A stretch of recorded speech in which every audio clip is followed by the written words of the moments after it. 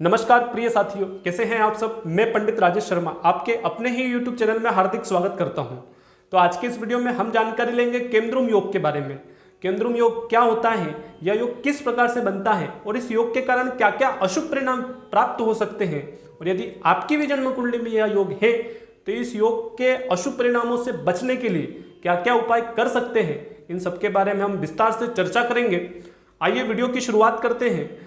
तो पृथ्वी के ऊपर सबसे ज्यादा और सबसे तीव्र प्रभाव चंद्रमा का पड़ता है, और चंद्रमा हमारे मन और मस्तिष्क का कारक होता है। चंद्रमा से कई सारे शुभ योग भी बनते हैं तो कई अशुभ योग भी बनते हैं। शुभ योगों की अगर बात करें जिसमें दुर्धरा, अनफा, सुनफा इत्यादि योग बनते हैं, और अशुभ योगों की अगर बात करें तो केमद्रुम योग सबसे महत्वपूर्ण अशुभ योग माना जाता है।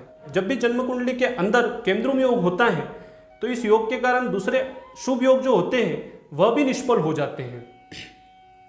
आइए जानते हैं केमद्रुम योग किस प्रकार से बनता है। तो जब भी जन्म कुंडली में चंद्रमा से आगे व चंद्रमा से पीछे कोई भी ग्रह नहीं होता है, यानी चंद्रमा से दूसरे भाव में और चंद्रमा से 12वें भाव में जब कोई भी ग्रह नहीं होता है, यानी सीधे और सिंपल शब्दों में अगर मैं कहूं तो चंद्रमा यदि 5वें भाव में बैठा हुआ है और इसके 6ठे भाव में और चंद्रमा के 4th भाव में, जैसा कि आपकी स्क्रीन के ऊपर दिखाई दे रहा है, इन भावों में यदि कोई भी ग्रह नहीं होता है तो केमद्रुम योग बनता है। और यह योग तब ज्यादा अशुभ होता है जब जन्म कुंडली के 6ठे, 8वें और 12वें भाव में यह योग बनता है, यानी चंद्रमा 6ठे, 8वें और 12वें भाव में होता है और किसी भी शुभ ग्रह की दृष्टि चंद्रमा के ऊपर नहीं होती है। आइए जानते हैं कि केमद्रुम योग के कारण क्या क्या अशुभ परिणाम प्राप्त हो सकते हैं।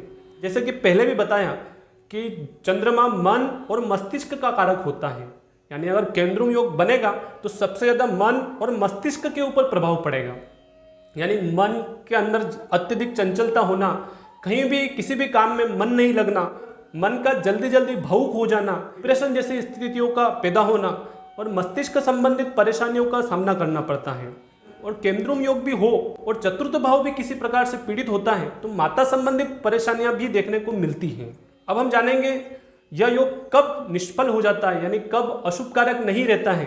तो जब भी चंद्रमा के ऊपर किसी भी शुभ ग्रह की दृष्टि होती है और चंद्रमा के साथ किसी भी शुभ ग्रह की युति होती है, तब यह युति ज्यादा अशुभ नहीं होती है।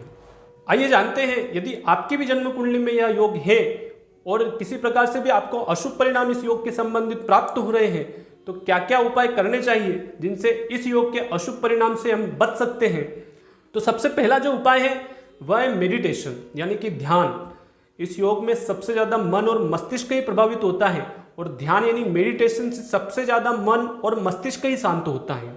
यदि आपकी जन्म कुंडली में केमद्रुम योग है तो आप सबसे पहले तो यह उपाय जरूर प्रारंभ करें कि ध्यान को अपनी दिनचर्या में जरूर शामिल करें। दूसरा उपाय है अपनी माता को हमेशा प्रणाम करें या चरण स्पर्श करें और माता की आज्ञा को अवश्य मानें। तीसरा उपाय है शिवजी को प्रतिदिन जल चढ़ाएं और जल चढ़ाने के बाद कम से कम 108 बार ओम नमः शिवाय का जप जरूर करें। अगला उपाय है चंद्रमा के जप करना, यानी चंद्रमा का एक मंत्र होता है, यह मंत्र इस प्रकार से है, ओम श्राम श्रीम श्रोम सह सोमाय नमः। इस मंत्र का प्रतिदिन कम से कम 11, 21 या 108 बार जप अवश्य करें। और यदि आपके भी जन्म कुंडली में केमद्रुम योग ज्यादा अशुभ कारक है तो एक स्तोत्र है केमद्रुम योग के संबंधित ही, उस स्तोत्र को मैं डिस्क्रिप्शन में डाल रहा हूं, अतः रोज एक बार उस स्तोत्र का पाठ भी अवश्य करें। इस प्रकार से आप उपाय करेंगे तो अवश्य ही आपके केमद्रुम योग संबंधित भी अशुभ परिणाम आपको मिल रहे हैं, वह अशुभ परिणाम निश्चित ही दूर होंगे। आज के वीडियो में इतना ही। जय माता दी।